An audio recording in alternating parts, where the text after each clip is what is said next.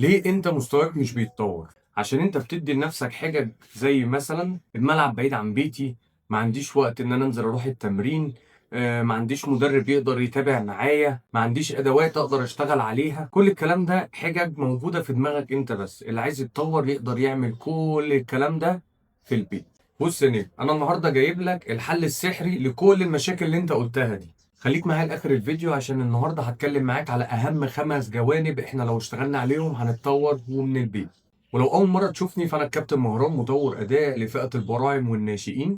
وما تنساش اللايك والفولو، ويلا نبدا. اول حاجه لازم نشتغل عليها وهي الجانب الذهني. يعني ايه الجانب الذهني؟ او بالاخص الانضباط. يعني ايه انضباط؟ الانضباط ده يا كابتن ان انت لازم تعمل الحاجه رغم عن اي حاجه موجوده. ازاي؟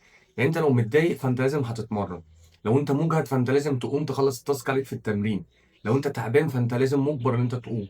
لو انت مخنوق، لو انت مبسوط، لو انت في اي وقت وفي اي مكان واي فيلينج انت حاسس بيه، فانت لازم تتمرن. وهو ده الانضباط. رقم 2، الجانب البدني. كل الناس فاكره ان انا طالما قلت البدني يبقى جيم وادوات وبتاع. لا، انت ممكن تتمرن كل التمرينات البدنيه عن طريق جسمك او البادي ويت. تقدر تشتغل بوش ابس، تقدر تشتغل سيت ابس، تقدر تشتغل ستيبس، كل التمرينات. تقدر تشتغل جامبنج جاكس. كل التمرينات دي تقدر تطورك من البيت. وفي تمرينات طبعا للابر بادي وتمرينات للور بادي. لو حابين ان احنا نقدر نشتغل تدريبات او في القناه بتاعتنا محتوى عن التدريبات البدنيه في اللور بادي او الابر بادي، انا ما عنديش اي مشكله وتحت امركم في اي حاجه. رقم 3، الجانب الفني.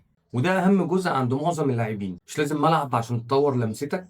كل اللي انت محتاجه كوره ومساحه صغيره في البيت. طبعا اهم حاجه نقدر نبدا بيها البول ماستري. انت كده بتمرن نفسك على اللمسه الاولى، او انت الكوره اول ما تجيلك فدي اول لمسه انت هتقدر تعملها. ممكن تستخدم الحيطه في الباص، تستخدم الكنبه، تستخدم كرسي، تستخدم اي حاجه محيطه بيك في البيت عشان تقدر تتمرن على البول ماستري. خليك فاكر طبعا ان المساحه الصغيره هي اللي بتعلمك ازاي تتحكم في الكوره. وعندك اخوك الصغير، باباك، اي حد يقدر يساعدك، ممكن تشتغل معاه 1 في 1 كده، ايه، في مكان ضيق كده بسيط.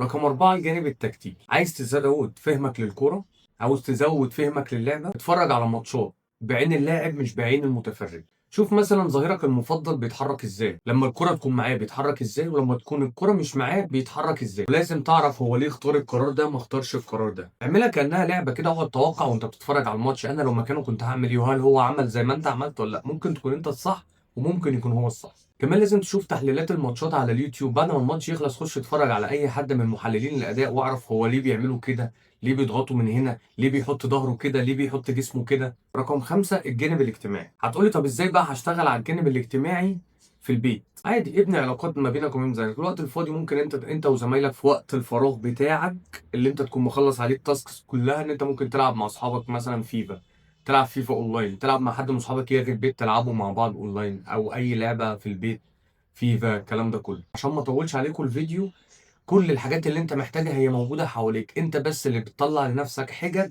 عشان تقنع نفسك ان انت معلكش اي ضغوطات. وطالما انت كملت وشفت الفيديو للاخر، فانا متاكد ان انت هتبدا صفحه جديده مع نفسك وتقدر تتمرن في الاوقات اللي انت تقدر تتمرن فيها. وما تنساش هو الاختيار ليك في الاول وفي الاخر. عايز تكون ايه او عايز تفضل ايه. والانضباط هو اللي بيولد عنك خطوه صغيره هتبدا تكبر خطوه كبيره، زي كره التلج الصغيره لما بتقع من على اعلى الجبل بتبقى صغيره وبتفضل تكبر تكبر تكبر، مع ان كانت بدايتها كانت صغيره جدا. ولو وصلت لحد هنا ما تنساش طبعا فولو لايك. ولو حابب اي تدريبات في البيت تقدر تكتب لي كومنت على نوع التدريب او نوع المهاره اللي انت حاببني اطورها لك، وانا تحت امركم في اي وقت. كان معاكم كابتن مهران، مطور اداء لفئه البراعم والناشئين. سلام يا حريف.